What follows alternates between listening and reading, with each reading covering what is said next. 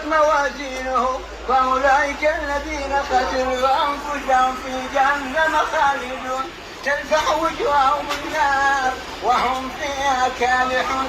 ألم تكن آياتي تتلى عليكم فكنتم بها تكذبون.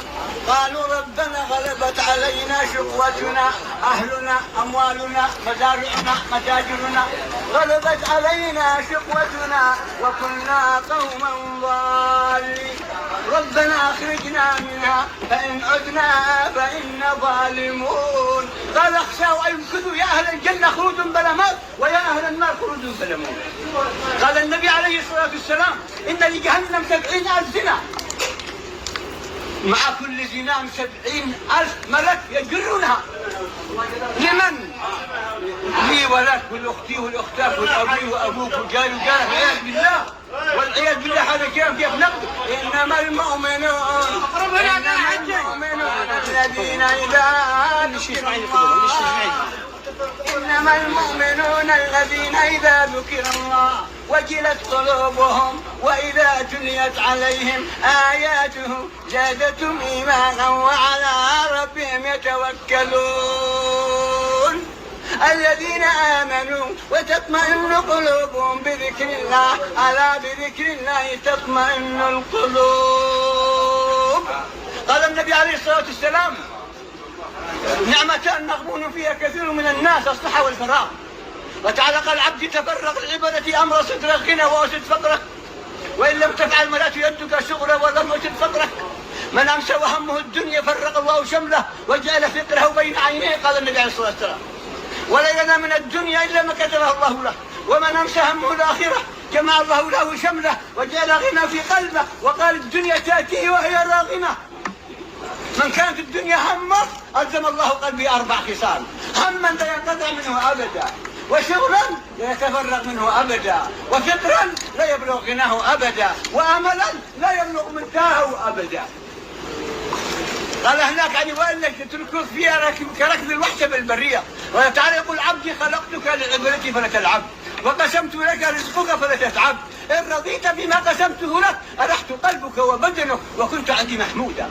وإن لم ترضى بما قسمته لك فوعزتي وجلالي لأسلطن عليك الدنيا تركض فيها كركب الوحشة بالبرية وكنت عندي ممقوتا. وهذه الدنيا التي قد فاخر فيها ونعمل ونترك دارها أتعاذرت بها أنها زهر بس. ولا تمدن عينيك إلى ما متعنا به أزواجا منهم زهرة الحياة الدهر. وهذه النبات تجري من هذه الزهرة 3 أيام 4 أيام محلات. ولا تمدن عينيك إلى ما متعنا به أزواجا منهم زهرة الحياة الدنيا لنفتنهم فيه ورزق ربك خير وأبقى.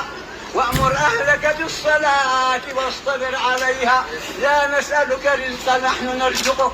قال أحد الصحابة إن الدنيا قد ولت حذا ما باقي منها إلا صبابة الإناء وإنكم منتقلون لا دار لها ولا لها. قال النبي عليه الصلاة والسلام مثل الدنيا على الآخرة كمثل الرجل يوقع أصبعه باليم بماذا يرجع بلد.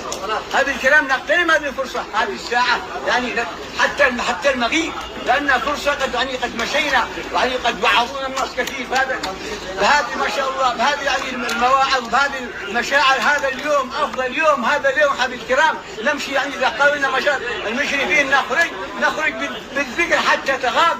وكذلك أينما كنا ونحن بالذكر. قال النبي عليه الصلاة والسلام ما من ساعة تمر على ابن آدم لم يذكر الله فيها إلا كانت عليه حسرة وندامة يوم القيامة. الذكر جهاد.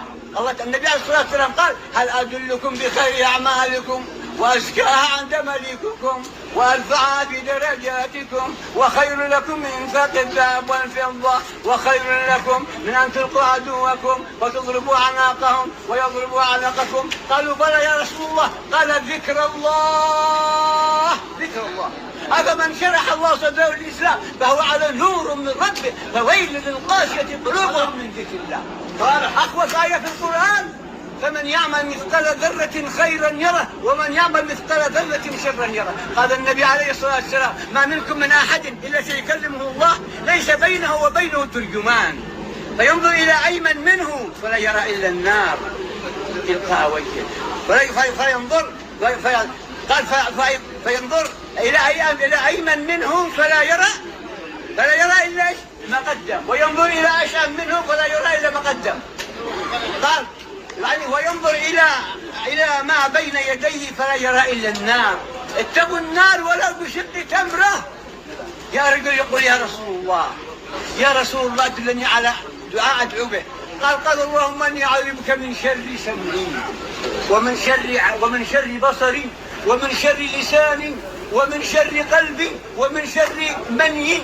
احفظ لسانك أيها الإنسان لا يلدغنك النار ثعبان. كم في المقابر من قتيل لسانه كالتهاب عليه الأقران. لابد نستغل هذه الفرصة وأينما كنا نكون ذاكرين من الله. وتعالى قال ولا تنيا في ذكري وجزاكم الله خير. وتعالى قال كنتم خير أمة أخرجت للناس تأمرون بالمعروف وتنهون عن المنكر وتؤمنوا بالله.